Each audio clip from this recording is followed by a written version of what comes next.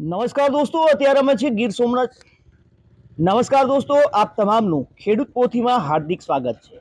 અમે છે અત્યારે ગીર સોમનાથ જિલ્લાના દુધાણા ગામે, અને દુધાણા ગામના ખેડૂત દિલીપભાઈ બારડ આપણી સાથે છે. આમ તો તેમના નામની કોઈને ઓળખ દેવાની જરૂર નથી, કારણ કે લગભગ તમામ લોકો છે ખેડૂતો તેને સારી રીતે ઓળખે છે, કારણ કે કંઈક અલગ અંદાજમાં દિલીપભાઈની વાત હોય છે તેને રજૂ કરતા હોય છે. અને આ વખતે પણ અનેક સમસ્યાઓ છે ખેડૂતોને લઈને, અનેક મુદ્દાઓ છે. દિલીપભાઈ પાસે જાણીએ ખેડૂતોની કઈ સમસ્યાઓ છે, કયા કયા એવા મુદ્દાઓ છે જેને લઈને ખેડૂતો છે તે માંગ કરી રહ્યા છે. નમસ્કાર દિલીપભાઈ. દિલીપભાઈ, એ જાણવું છે કે હમણાં જ એક ઇલેક્શનનો મુદ્દો આવે છે, મતલબ એક જ તમામ માટે એક જ ઇલેક્શન. આપ એ મુદ્દે શું કહેવા માંગો છો? હું તો કહું છું કે મોદી સાહેબે હમણાં લોકસભાની અંદર એક ખરડો લાવે છે કે one nation one election. One nation one election લાવે છે મોદી સાહેબનો. આ ચૂંટણી એજન્ડામાં જ હતું કે એક દેશ એક ચૂંટણી એક કાનૂન, સમાન નાગરિક ધારો એ દેશના હિતમાં અને રાષ્ટ્રના હિતમાં અને લોકો માટે બહુ ફાયદાકારક છે. આનાથી દેશની દરેક ચૂંટણીઓ છે એક સાથે થશે અને લોકોને પડતી મુશ્કેલીઓ, સુરક્ષાની મુશ્કેલીઓ, પૈસાની આર્થિક જે મુશ્કેલીઓ છે એ પણ નાબૂદ થશે અને લોકોને અને સરકારને અને દેશને બધાને એકંદરે લાંબે ગાળે ફાયદો છે. અલગ અલગ ચૂંટણી કરવાથી 6 મહિને ચૂંટણી આવે તો દેશ ઉપર ખર્ચા વધે, બોજ વધે, પણ એક સાથે આખા દેશમાં ચૂંટણી થાય તો ખર્ચાઓ પણ ઘટે અને દેશનું અને પ્રજાનું હિત જળવાઈ રહે. દિલીપભાઈ, શુગર મિલો ચાલુ થઈ છે, ખેડૂતો શું માની રહ્યા છે? સુગર મિલો ચાલુ થવાથી ખેડૂતોને મોટો ફાયદો છે. આ પાયાની આપણી સુગર મિલ છે એ આપણા લોહીમાં વણાયેલી છે. આપણા બિલેશ્વર ખાંડ ઉદ્યોગ છે, આજથી 50 વર્ષ પહેલા બાપ દાદાએ ચાલુ કરેથી, એનાથી આ કોડીનાર તાલુકો ઉજળો હતો અને આવનારા સમયમાં ફરી પાછો બિલેશ્વર ખાંડ ઉદ્યોગ ધમધમે છે તો લોકોમાં અનેરો ઉત્સાહ છે, ખેડૂતોમાં હર્ષની લાગણી છે. દિલીપભાઈ, રોજગારી માટે લોકો બહાર જાય છે, એવા લોકોને શું, યુવાનોને કહેશો ગામડા ખાલી થઈ ગયા છે, એને શું કહેશો? ગામડા તો પછી રોજગાર ન મળે તો લોકોની શહેર તરફ દોડ છે. લોકો છે ટૂંકી જમીન થતી જાય છે, ખેતીવાડી ટૂંકી થતી જાય છે. આવકના સ્ત્રોત ન હોવાને કારણે લોકો પોતાનો રોજગાર અને પોતાનું જીવન ટકાવી રાખવા માટે શહેર તરફ દોડ મૂકી છે. પોતાનું આર્થિક અને કુટુંબને ટકાવી તો રાખવું ને, એટલે ગામડા છે એમાં જો ખેતીવાડી છે એ હવે સદંતર નિષ્ફળ જતી જાય છે. ટૂંકી ખેતી જાય છે અને ખેતીમાં આવક છે એમાં પરિવારનું ગુજરાન થતું નથી. એના કારણે યુવાનો ખેતી છોડી અને શહેર તરફ દોડ લગાવી છે કે જ્યાં આપણે નાનો મોટો ગમે નોકરી કરશું, ધંધો કરીને પોતાનો રોજગાર કાઢશું. સુરત છે તો આપણા યુવાનો ઘણા બધા ગામડાના સુરતમાં છે, હવે ત્યાં મંદી આવી છે. એવા યુવાનોને અહીંથી એવી ફરજ પડી રહી છે કે ત્યાં રહેવા છતાં ખેડૂતો પોતાના પૈસા મોકલે છે. આ વિશે શું માનવું છે? સુરતમાં તો વધુમાં વધુ પટેલ સમાજ છે, અમરેલી જિલ્લો છે અને પટેલ સમાજ છે એ ડાયમંડ ધંધા સાથે વધુમાં વધુ સંકળાયેલો છે.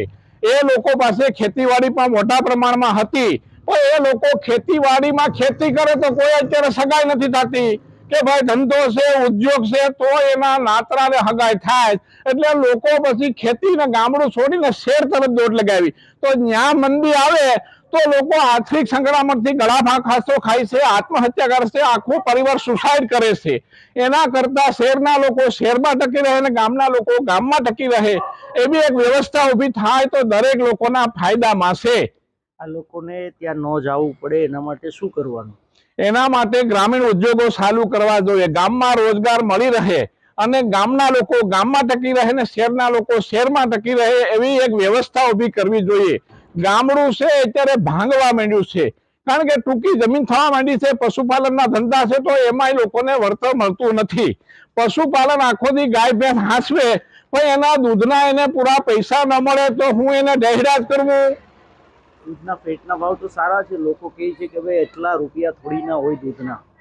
ભાઈ જો ડુપ્લિકેટ દૂધ એટલું બધું બને છે ને કે જો ઈ દૂધ બંધ થઈ જાય તો 100 રૂપિયા પર લીટર દૂધ મળે એમ નથી. દૂધાળા ઢોર તો બિલકુલ ઓછા છે. ડુપ્લિકેટ દૂધ આ જનતા પી છે અને કેમિકલ યુક્ત દૂધ બનાવી અને લોકોને અને બાળકોને પાવામાં આવે છે, અને છતાં લોકો અને તંત્ર મૌન એ તમાશો જોઈ રહ્યું છે અને પશુપાલકો જે મૂળ છે એને એનું વળતર મળતું નથી. અરે સાહેબ, એ તમને ખબર છે કે ડુપ્લિકેટ છે કે નહીં, તો સિટી વાળા લોકોને કેમ ખબર પડશે કે આ ડુપ્લિકેટ છે, આ સારું છે? તો ક્યારે લેવા જવું? હું 80 પૈસે દૂધ હતું ને શેર થઈનું દૂધ વેચું, અને મને પણ ખબર છે ને શેર વાળાને પણ ખબર છે.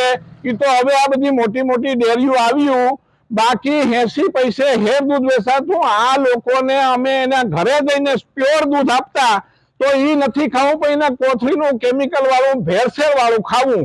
તો લોકોએ પણ લોકોના ઘર સુધી અને ખેડૂતોના ઘર સુધી પોતાનો સામાન લેવાનો આગ્રહ રાખવો જોઈએ, કે જેથી કરીને ક્વોલિટી મળી શકે. અચ્છા દિલીપભાઈ, કેન્સરના કેસ બહુ વધ્યા છે, શું રીઝન છે? આ વિસ્તારમાં તો ખૂબ કેન્સરના કેસ આવે છે. કેન્સરના કેસનું કારણ તો ભાઈ મૂળ તો વ્યસન છે.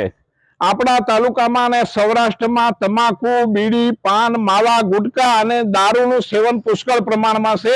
એમાં બધા જ લોકો દોષી છે. એકલા કોઈ વ્યક્તિ જવાબદાર નથી. આપણે ખુદે પણ આપણા સ્વાસ્થ્ય માટે જવાબદાર રહેવું જોઈએ.